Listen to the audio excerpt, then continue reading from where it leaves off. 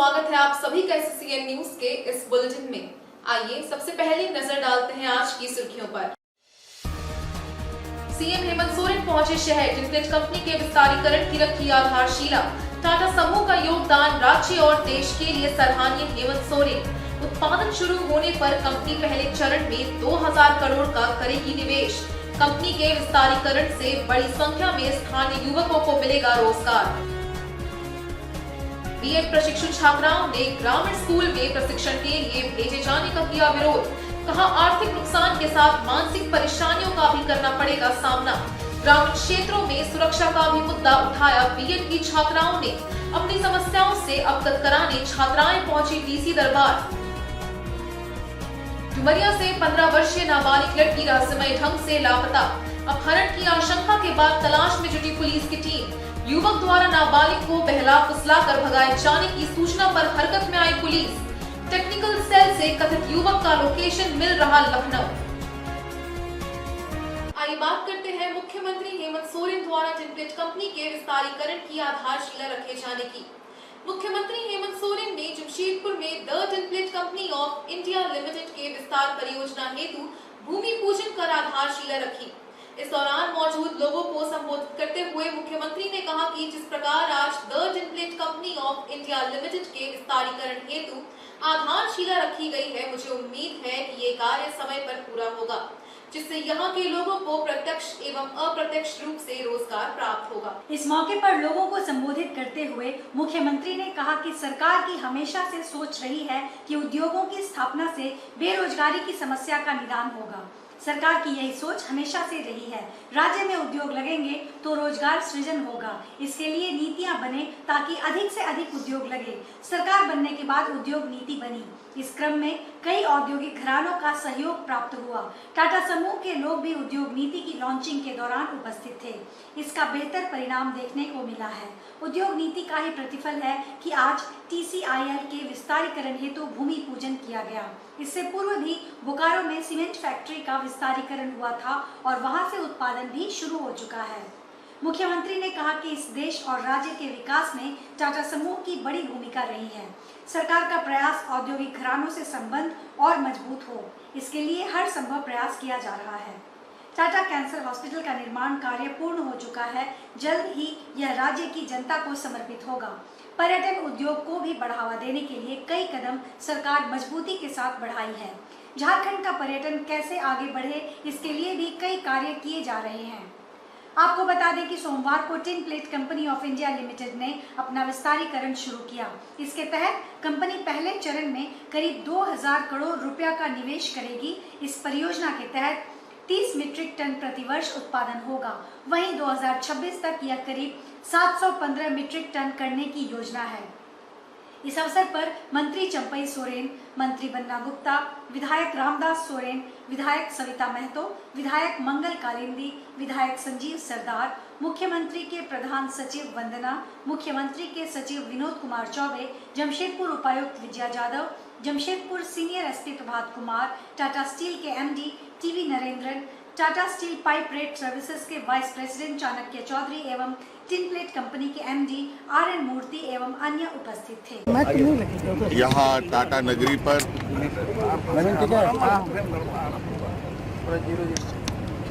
TCIL के expansion कार्यक्रम में हम लोग आज उपस्थित हैं और आज हम लोगों ने एक्सपेंशन का आधारशिला भी रखा। इस माननीय मंत्री चंपई सोरेन जी, बन्ना गुप्ता जी, संजीव राय जी, रामदास सोरेन जी और सभी हमारे स्थानीय विधायक उपस्थित हुए। साथ साथ में टाटा समूह के CEO नरेंद्र जी भी रहे। जैसे कि आप सबको मालूम है कि जब हम लोगों ने इंडस्ट्री पॉलिसी लॉन्च की थी, उसी समय ये बात हुई थी कि टाटा समूह इस पॉलिसी के साथ आगे बढ़ते हुए यहाँ पर 2000 करोड़ रुपए का एक्सपेंशन करने को तैयार है। इसी का ग्राउंड ब्रेकिंग सेरेमनी कार्यक्रम में यहाँ उपस्थित हुए और मैं चाहता हूँ कि जल्द से जल्द ये बने और इससे लगभग प्रत्यक्ष रूप से 1000 लोग, प्रत्यक्ष रूप से 5 से 7 हज़ार लोगों को लाभ मिलेगा। ये कहीं ना कहीं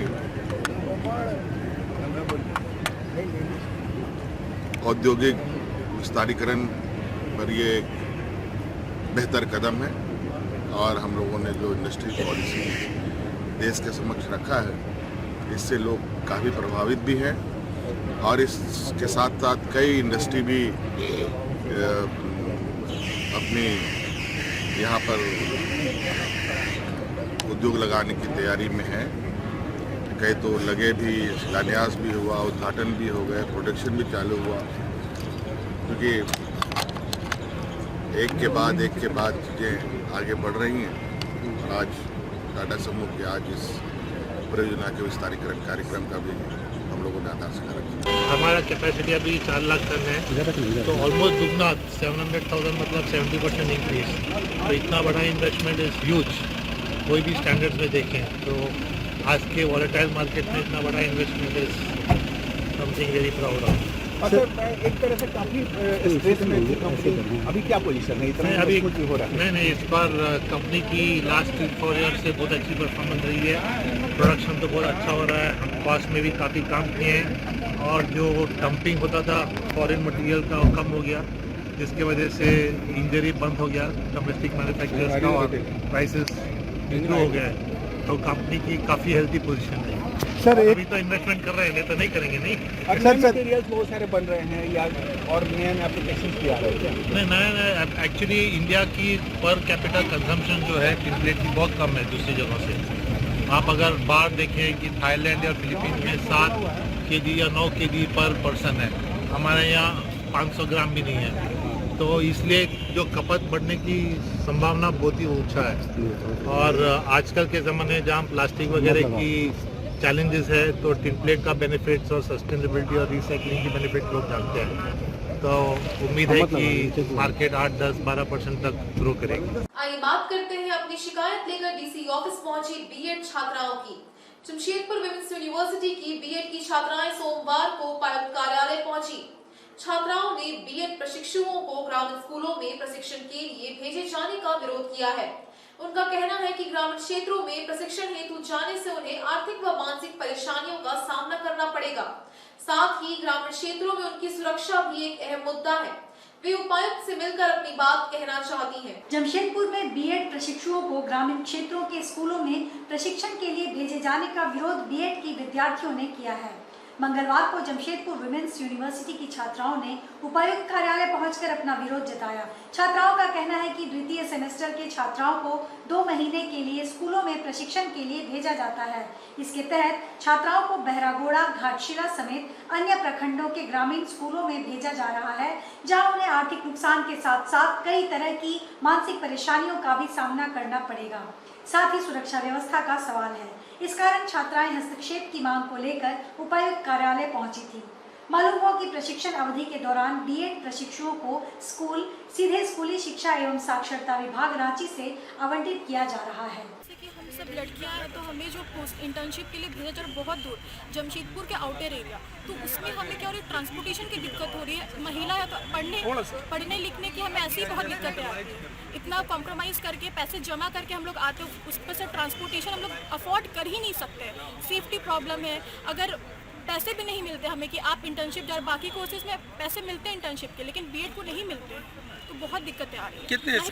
बहुत सारे बच्चे, जितने यहाँ पर बच्चे हैं मतलब जमशेदपुर के आसपास के, लेकिन कोई लोग हैं घाटशिला से डेली अप एंड डाउन करते हैं, तो घाटशिला के बच्चे आप हाथी के दबुराम कहाँ से जाएंगे? यहाँ के बच्चे जो है जो चाईबासा साइड से यहाँ पर पीजी में रह रहे हैं, यहाँ पर पैसे खर्च कर रहे हैं अपने पीजी में रह के, उन लोग को डुम्बुरिया दिया गया, तो डुम्बुरिया वो कहाँ से जाएंगे? डुम्बुरिया इतना इंटीरियर एरिया है, बहरागोड़ा घाटशिला का पॉसिबल ही नहीं है। अगर जो बनाया गया है इस रूल को, एक बार खुद वो लोग ये चीज़ प्रैक्टिकल करके देखिए कि अगर पॉसिबल है क्या डेली 2 महीना अप एंड डाउन करना, ऊपर से लेसन प्लान बनाना है, एग्जाम के लिए पढ़ना है, बच्चों को पढ़ाने से पहले खुद पढ़ना पड़ता है, तो मेंटली फिजिकली हम लोग डिप्रेस हो जाएंगे। हम लोग आज यहाँ पर डीसी मैम से मिलने आए हैं, मतलब हमें उतना आइडिया नहीं कि क्या चीज़ें प्रोसेस आगे जा सकती है, पर हम लोग बात करना चाहते हैं मैम से कि इसका सॉल्यूशन क्या हो सकता है। आइए बात करते हैं डुमरिया से लापता नाबालिग लड़की की तलाश में जुटी जिला पुलिस प्रशासन की। जमशेदपुर के डुमरिया थाना क्षेत्र की एक नाबालिग लड़की 19 मार्च से रहस्यमय ढंग से लापता है। इसकी सूचना स्थानीय थाना को दी गई है। पुलिस को ज्ञात हुआ कि लड़की को एक युवक बहला फुसलाकर भगा कर ले गया है। पुलिस की जानकारी में उसका लोकेशन लखनऊ और आसपास मिल रहा है। पुलिस की टीम उसकी तलाश में जुट गई है। 15 वर्षीय लापता लड़की का गलत नियत से अपहरण किया गया है, जैसे कि पुलिस को जानकारी मिल रही है, क्योंकि पता चला है कि एक युवक उसे बहला फुसलाकर भगा कर ले गया है, जिसका लोकेशन लखनऊ मिल रहा है। जिला परिषद सदस्य पार्वती मुंडा और मेराकी संस्था के सचिव रीता पात्रो ने आज डुमरिया थाना प्रभारी संजीवन उरांव से मुलाकात की और लापता लड़की को जल्द से जल्द खोज निकालने का अनुरोध किया है। थाना प्रभारी ने बताया कि पुलिस की टीम लगी है, जल्द से जल्द लड़की को बरामद कर लिया जाएगा। वहीं रीता पात्रो ने संवाददाताओं को बताया कि इस क्षेत्र में लड़कियों को भगा कर ले जाने का काम किया जाता है। मामला ट्रैफिकिंग से जुड़ा लगता है। वैसे प्रशासन सचेत है और पुलिस इस दिशा में काम कर रही है। तो है या लड़की जख्मी हो गया है, 19 मार्च में गायब है और हम आवेदन दिया है थाना में प्रशासन को कि मेरा बच्ची हो गया है ना, और कुछ पता चला? कुछ चला वो साथ दे रहा है, प्रशासन साथ दे रहा है कि ढूंढ के ला देंगे आपको, है ना। कल देर रात डुमरिया के कुछ लोग मेरे पास आए और डुमरिया की जिला परिषद हमारे साथ में है। इनके थ्रू से मेरे संस्था में एक केस हमको बताया गया। डुमरिया की एक 15 साल की लड़की विगत 19 मार्च से लापता है, जिस सिलसिले में मैंने डुमरिया के थाना प्रभारी से बातचीत किया। बहुत ही सुचारू रूप से थाना प्रभारी अपना काम कर रहे हैं। प्रशासन सक्रियता के साथ इस केस को देख रही है और ट्रैफिकिंग या मानव तस्करी या इस तरह की लड़कियों का पलायन होना झारखंड के लिए बहुत ही सहज बात हो गई है। आए दिन इस तरह की घटनाएं हमारे सामने आती है। हमारी पूरी टीम प्रशासन के साथ बातचीत की, प्रशासन इस पर अपनी काम जारी रखा है।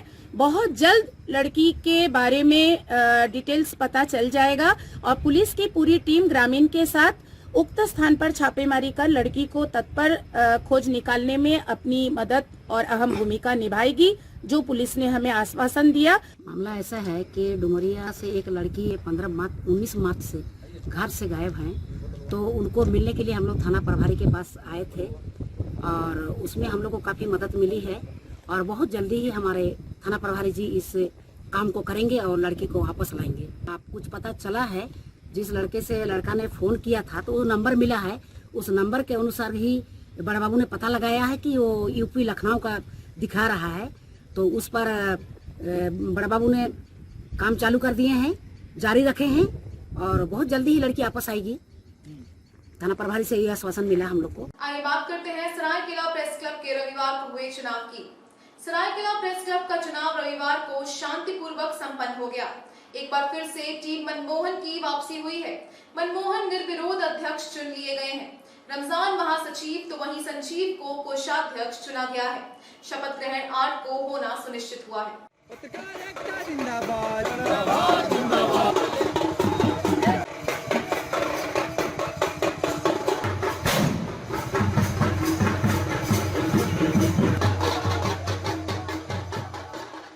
जिले के इकलौते मान्यता प्राप्त पत्रकार संगठन the press club of Saraikela Kharsawan का चुनाव रविवार को शांतिपूर्ण तरीके से संपन्न हो गया। उपायुक्त द्वारा प्रतिनियुक्त दंडाधिकारी उपेंद्र कुमार एवं क्लब के पर्यवेक्षक संतोष कुमार की देखरेख में चुनाव संपन्न हुआ। सूचना भवन सरायकेला में संपन्न हुए 3 पदों के लिए सुबह 10 बजे से शुरू हुई चुनावी प्रक्रिया में अध्यक्ष पद के लिए मनमोहन सिंह एवं प्रमोद सिंह, महासचिव पद के लिए रमजान अंसारी एवं प्रमोद सिंह व कोषाध्यक्ष पद के लिए अकेले संजीव कुमार मेहता ने दावेदारी पेश की। स्क्रूटनी से ठीक पहले प्रमोद सिंह ने दोनों पदों से अपनी दावेदारी वापस ले ली, जिसके बाद तीनों पदों के उम्मीदवार निर्विरोध चुने गए। तीनों पदों के लिए संपन्न हुए चुनावी प्रक्रिया में जिले के सभी 9 प्रखंडों के क्लब से जुड़े कुल 55 सदस्य पत्रकारों ने हिस्सा लिया। सभी ने सर्वसम्मति से तीनों पदों के प्रत्याशियों के नाम पर अपनी सहमति प्रदान की। दोबारा निर्विरोध अध्यक्ष चुने गए मनमोहन सिंह ने कहा कि ये मेरी जीत नहीं बल्कि जिले के तमाम पत्रकार साथियों की जीत है। हमारी पूरी टीम गठन काल से ही पत्रकारों के हित में लगातार काम करती रही है, जिसका नतीजा है कि लोकतांत्रिक प्रक्रिया के तहत होने वाले चुनाव में मुझे एवं मेरी टीम को सर्वसम्मति नेतृत्व करने का अवसर प्रदान किया गया। हम भरोसा दिलाते हैं कि जब तक हम लोग जिले के पत्रकारों का नेतृत्व करेंगे तब तक उनके हक, अधिकार और सम्मान की लड़ाई जारी रहेगी।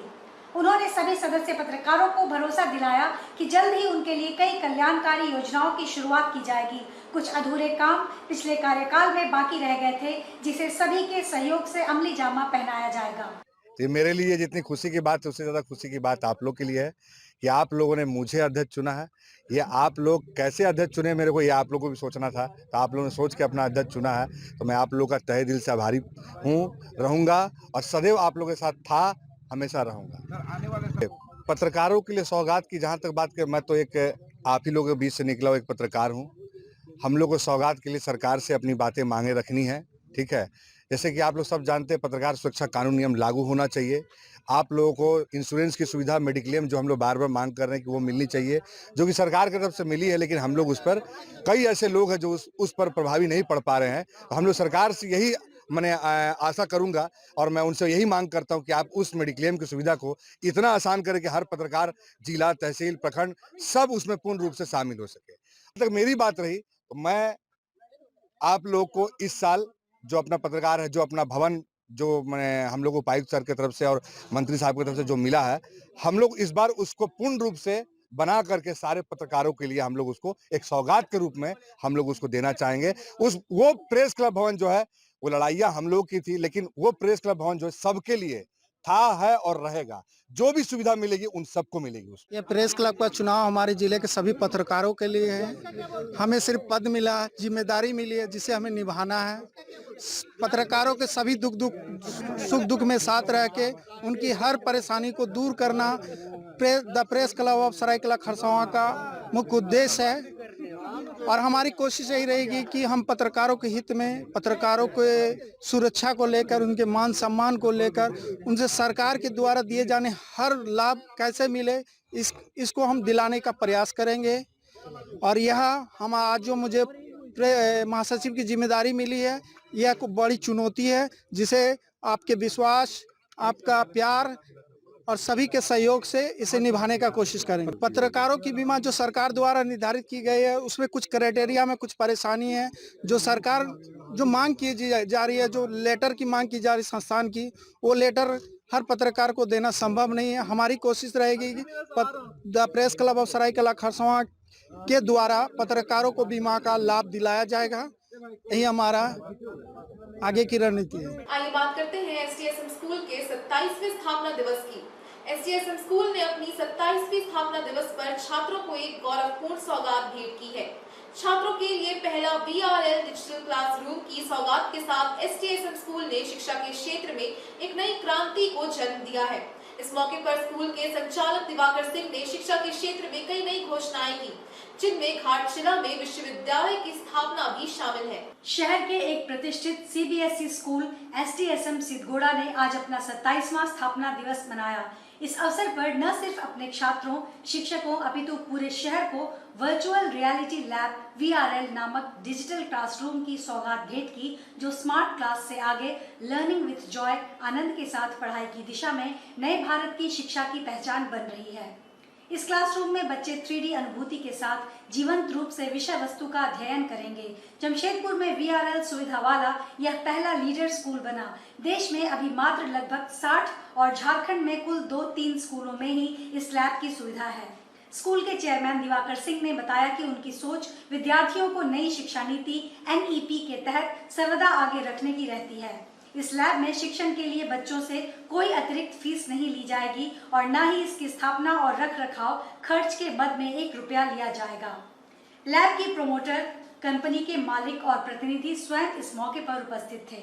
अनुमानतः एक सेक्शन में 48 विद्यार्थियों की क्षमता भर उपकरण सहित अन्य स्थापना मद में लगभग 25 से 30 लाख से अधिक लागत वाले इस लैब को मीडिया के सदस्यों ने भी देखा और इसका अनुभव किया, जिसमें उन्होंने फोटोसिंथेसिस विषय का लाइव प्रोसेस देखा।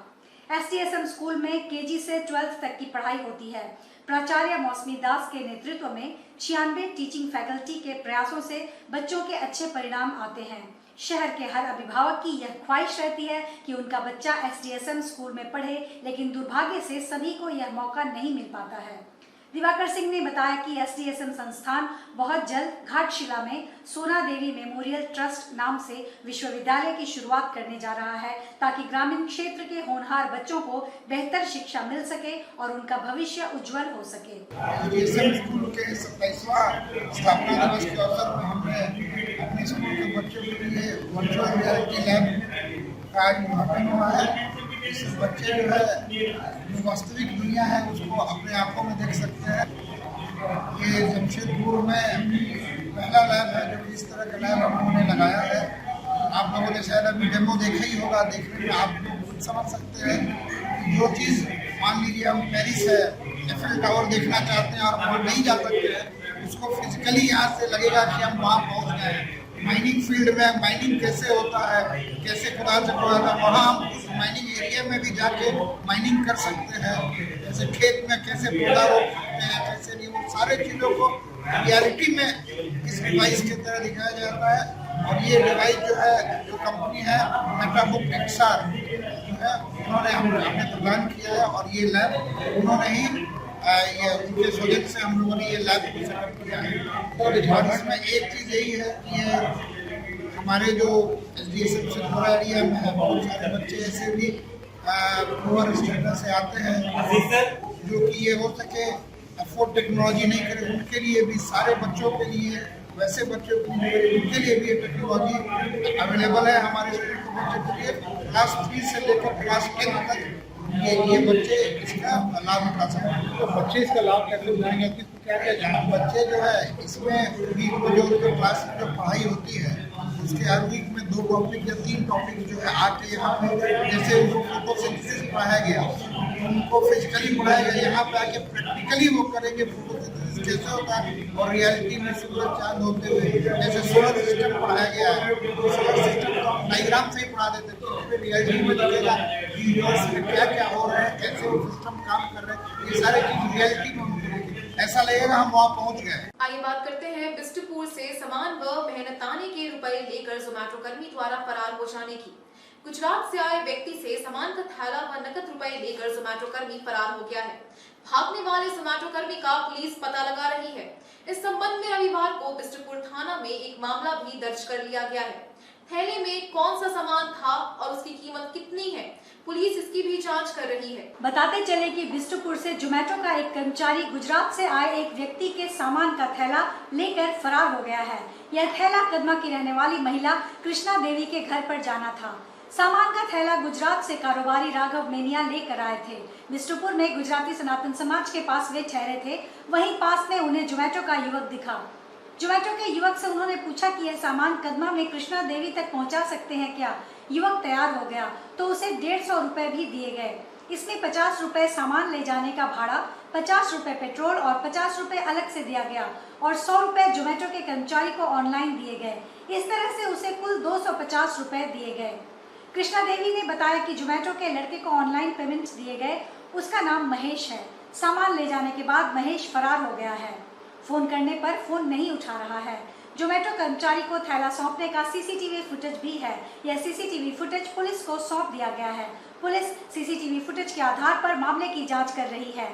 कृष्णा देवी का कहना है कि इस तरह लोगों के साथ धोखा करने वाले को पुलिस गिरफ्तार करे और जेल भेजे। बुटीक चलाती हूँ मैं और बिजनेस पर्पज से मैंने गुजरात से कुछ सामान मंगवाया था और बिष्टुपुर में उस महाजन ने आके एक जोमैटो वाला का कपड़ा पहना हुआ था, उनको विश्वास करके उसके ऊपर पूछ के कि बाबू आप जोमैटो वाले हो तो आप मेरे सामान पहुंचा दोगे फलाने एड्रेस में। उसने कहा हाँ मैं पहुंचा दूंगा और उसको पैसा भी दिया गया 150 रुपया, जिसका नाम महेश कुमार आ रहा है।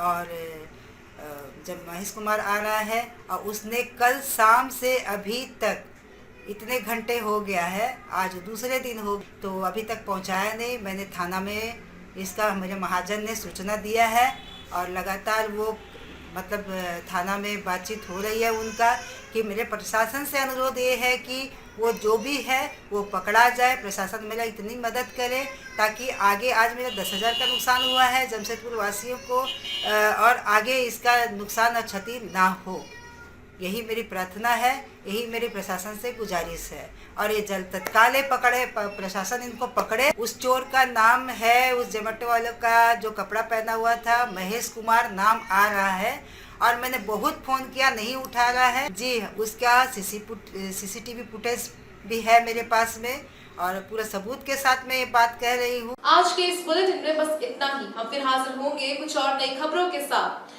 तब तक के लिए SSCN न्यूज की पूरी टीम की ओर से मुझे दीजिए इजाजत। नमस्कार।